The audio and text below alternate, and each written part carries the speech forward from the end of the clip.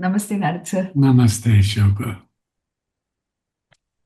So we can begin. We're on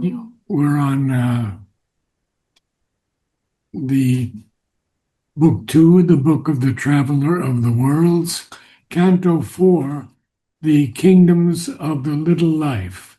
And we're still seeing what's happening in this little life. So please begin. Sure.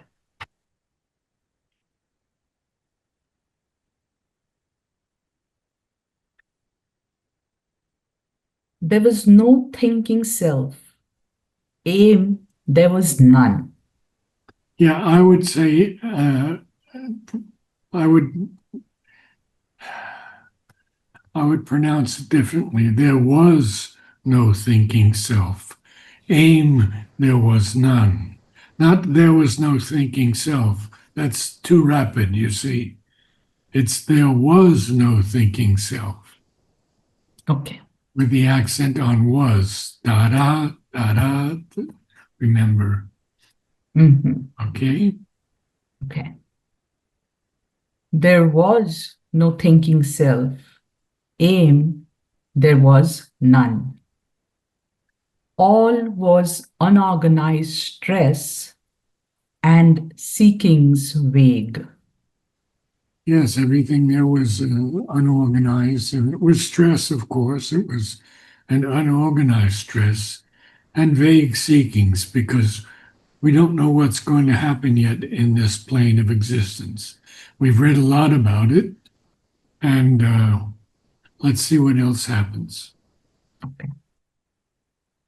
Only to the unstable surface rose sensations, stabs, and edges of desire, and passion's leaps, and brief emotions' crisis. A No, casual, no, okay, couple things we have to stop here.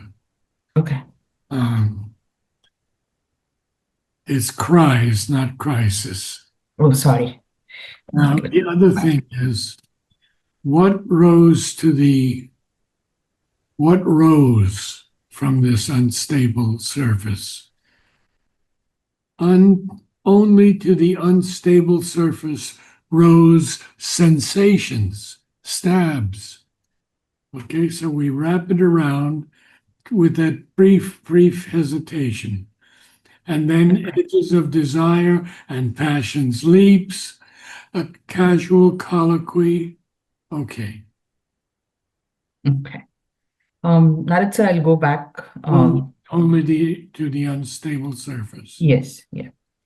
Only to the unstable surface rose sensations, stabs, and edges of desire, and passion's leaps, and brief emotions' cries, a casual colloquy of flesh with flesh, a murmur of heart to longing, wordless heart, glimmerings of knowledge with no shape of thought, and jets of subconscious will or hunger's pulse.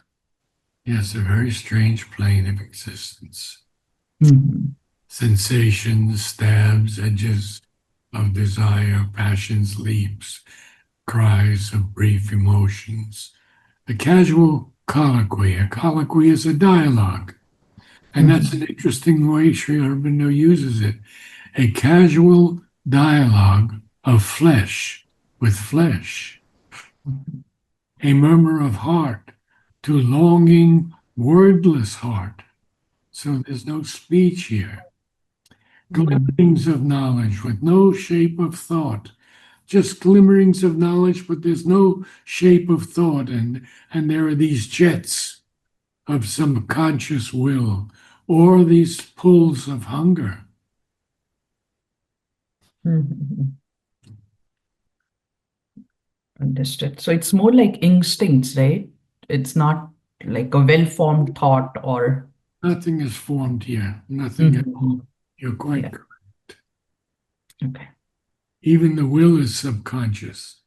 Mhm. All was dim sparkle on a foaming top. It whirled around, a drifting shadow self on an inconscient flood of force in time. Continuing on with the same description, of course. Mhm. This foaming top, and there's a little dim sparkle, Mhm. but it whirled around this drifting shadow self, not a real self at all, on an Mhm. inconscient flood of force in time. And we've read so much on the definition of force. Mhm. Something is going to happen. Then came the pressure of a seeing power that drew all into a dancing, turbid mass, circling around a single luminous point, center of reference in a conscious field, figure of a unitary light within. Ah, so something is happening. Very true. Huh? This pressure of this seeing power is bringing this, and it's drawing everything into this turbid. Turbid is muddled, Mhm. muddled, obscured, opaque.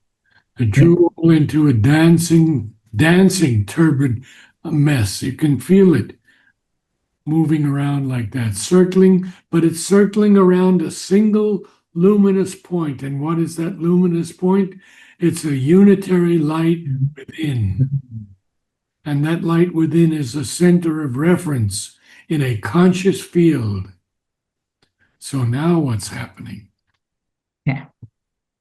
It lit the impulse of the half sentient flood. Oh, yeah, we have to go next page. Let's see. Yeah. Even an illusion gave of fixity, as if a sea could serve as a firm soil. So it's still this illusion of something fixed, fixity. Mhm. And then he gives that marvelous, marvelous line, as if a sea could serve as a firm soil.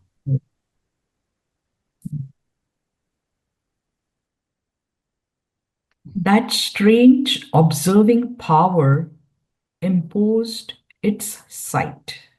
So there is this power that we just read about, Mhm. and it's observing, but it's a strange observing power, but it's imposing its sight. Very important. Very Mhm. important. Mhm. And now what is it going to do? It forced on flux a limit and a shape. It And gave and and and and a shape. pronounce the Okay. D. And Yeah. it forced on flux a limit and a shape.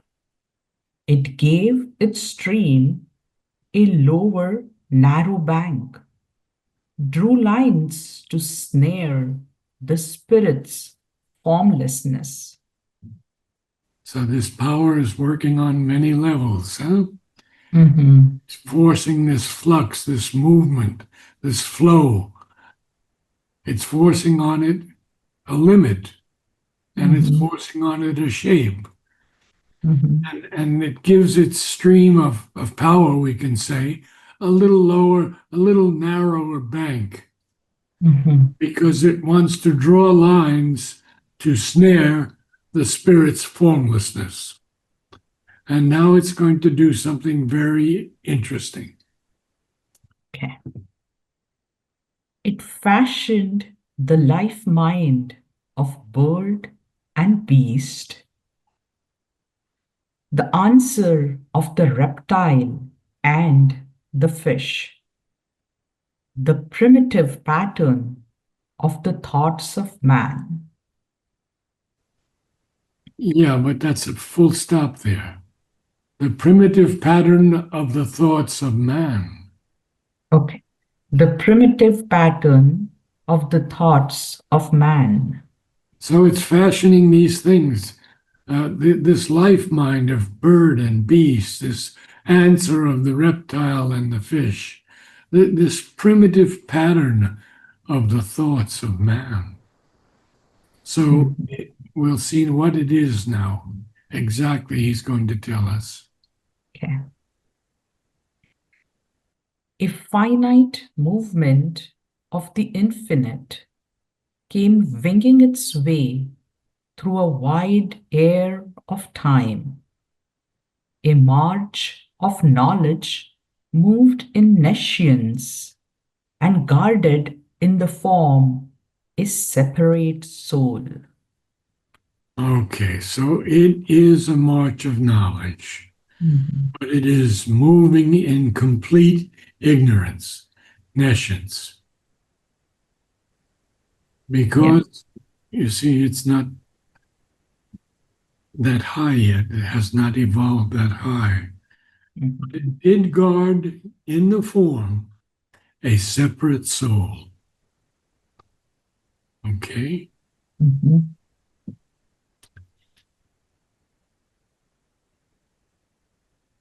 it's right. Yes, its right to be immortal it reserved, but built a wall against the siege, against the siege of death, and threw a hook to clutch eternity. Wonderful, wonderful lines. So it has reserved its right to be immortal. Mhm. But it even built a wall against the siege of death. And lovely, lovely line. And threw a hook to clutch eternity. So it wants to become eternal. And then we're going to see in one line, the next line, what has happened. Yeah. A thinking entity appeared in space. Ah, okay. Mhm. Now what's going to happen? A little ordered world broke into view where being had prison room for act and sight, a floor to walk, a clear but scanty range.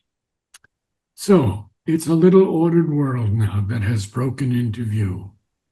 And being consciousness had prison room for act and sight. In other words, a very little space, prison room. Oh, You okay. know, see what a prison room is like. Okay. It's important, yeah. Mm-hmm. Had a floor to walk also, and it had a clear but scanty, barely sufficient, scanty range. Mhm. So now something is born. An instrument personality was born, and a restricted, clamped intelligence consented to confine in narrow bounds its seeking. It tied the thought to visible things, prohibiting the adventure of the unseen and the soul's thread through unknown infinities. So he's continuing on telling us about this narrowness that's occurring. So Mhm, it's consented to its to confine its seeking in narrow bounds, mhm, and it's tying the thought to visible things. The mhm, empiric research of science for hundreds of years, mhm, only the things that we can touch, feel, see, taste, hear, mhm, mhm, prohibiting, therefore, the adventure of the unseen and the soul's tread through unknown infinities. All that's prohibited now. and we'll see why. Not sir, this what is prohibited is still not coming very clear to me. Okay. Uh, Especially when they say the adventure, Yeah, prohibiting the adventure of the unseen. So it's not, it's still hazy, is it? It's not very clear so far, okay. though the intelligence is. Clear. First of all, we see that this thinking entity has appeared in space. Hmm. And we see that a little ordered world has broken into view. And we see that an instrument personality was born. So that means it's not a very conscious personality, it's an Ah, instrument personality that has been born. And even a restricted, clamped, fastened tightly, repressed, restricted hmm. intelligence. What did it do? It consented to confine its seeking in narrow bounds. And Okay, okay. therefore, it tied the thought only to visible things, only things that we talked about, prohibiting the adventure of the unseen. And notice that he capitalized unseen. Mhm. And then he talks about it. It also prohibited the soul's tread through unknown infinities. Okay, Clear that now. is very clear. Yeah, thank you. A reflex reason. Nature habits glass, illumined life to know and fix its field, except a dangerous, ignorant brevity and the inconclusive purpose of its walk, and profit by the hour's precarious chance in the allotted boundaries of its fate. Allotted, allotted, Allotted. Okay. allotted, allotted on the second. Allotted. Oh, sorry. Allotted. Okay. So we're now going to see what's happening here. This reflex reason, not a true reason, a reflex reason. In other words, we see something, but we don't understand it. We read Okay. it, try to reason it out, because Mm-hmm. that's the glass, the mirror of nature's habit. Mm-hmm. It is illumining life to know and to fix its field and to accept the dangerous, ignorant brevity. It's accepting that and the inconclusive purpose of its walk through time and profit by the hour's precarious, dangerous, unstable Mm-hmm. chance in the allotted boundaries of its fate. So we see how restricted this plane of existence really is. Mm-hmm. Um, Yep. I want you to read a few more lines because it's so important.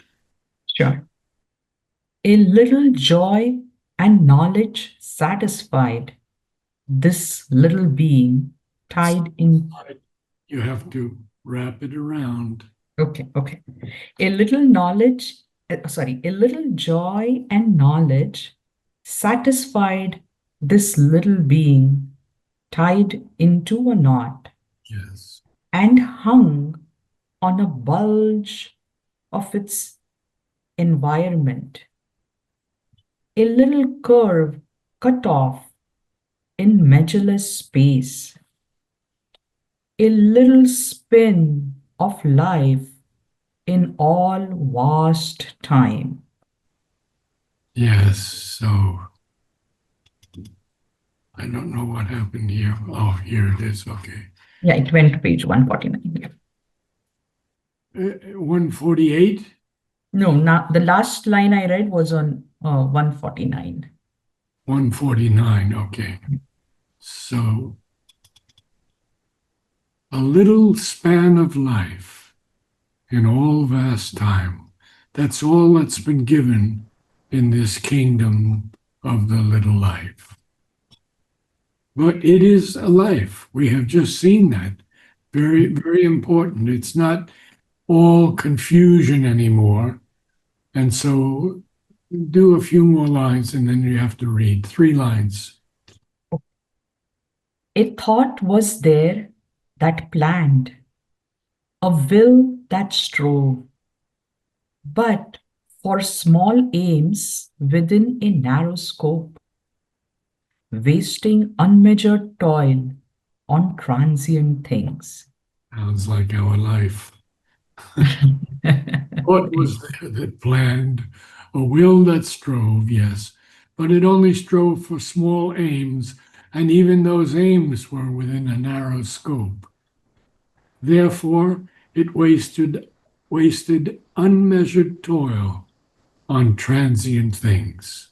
Mhm. Time for you to read. Okay. So going back to page 147, Yes. there was no thinking self. Aim there was none. All was unorganized stress and seekings vague. Only to the unstable surface rose sensations, stabs, and edges of desire, and passion's leaps and brief emotions' cries. A casual colloquy of flesh with flesh. Casual, casual, not casual, casual, A casual, not no, casual. casual, oh, okay. Yes. Yeah, A casual colloquy of flesh with flesh. A murmur of heart to longing, wordless heart. Glimmerings of knowledge with no shape of thought, and jets of subconscious will or hunger's pulse. All was dim sparkle on a foaming top. It whirled around, a drifting shadow self, on an inconscient flood of force in time. Then came the pressure of a seeing power that drew all into a dancing turbid mass, circling around a single luminous point, center of reference in a conscious field, figure of a unitary light within. It lit the impulse of the half sentient flood, even an illusion gave of fixity, as if a sea could serve as a firm soil. That strange observing power imposed its sight. It forced on flux a limit and a shape. It gave its stream a lower narrow bank, drew lines to snare the spirit's formlessness. It fashioned the life mind of bird and beast, the answer of the reptile and the fish. Oh, reptile, first syllable. Reptile, not reptile, reptile. Okay. The answer of the reptile. Is that correct? Okay. The answer of the reptile and the fish, the primitive pattern of the thoughts of man, a finite movement of the infinite, came winging its way through a wide air of time. A march of knowledge moved in nescience and guarded in the form a separate soul. Its right to be immortal it reserved, but built a wall against the siege of death, and threw a hook to clutch eternity. A thinking entity appeared in space. A little ordered world broke into view where being had prison room for act and sight, a floor to walk, a clear but scanty range. An instrument personality was born, and a restricted clamp intelligence consented to confine in narrow bounds its seeking. It tied the thought to it tied the thought to visible things, prohibiting the adventure of the unseen and the soul's tread through unknown infinities. A reflex reason, nature habits glass, illumined life to know and fix its field.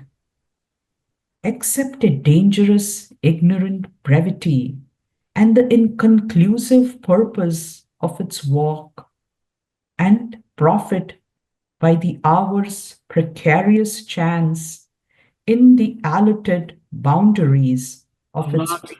Allotted.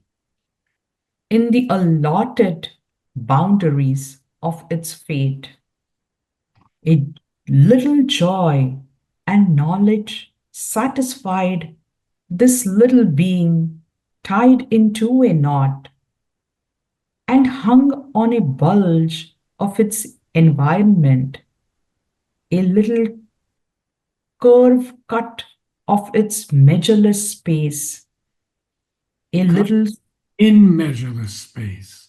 oh, sorry, a little curve cut off in measureless space, a little span of life in all vast time. I Well, think that, yeah, I think that's a good place. I thought we had gone a little bit further.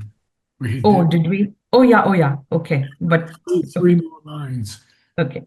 A thought was there that planned, a will that strove, but for small aims within a narrow scope, wasting unmeasured toil on transient things. Good. Difficult section to get through, but you did well. Namaste. Thank you, Narad sir, and thanks for explaining the meaning. It really helped me. You have a great week ahead and happy Diwali, Narad sir. Thank you. Happy Diwali.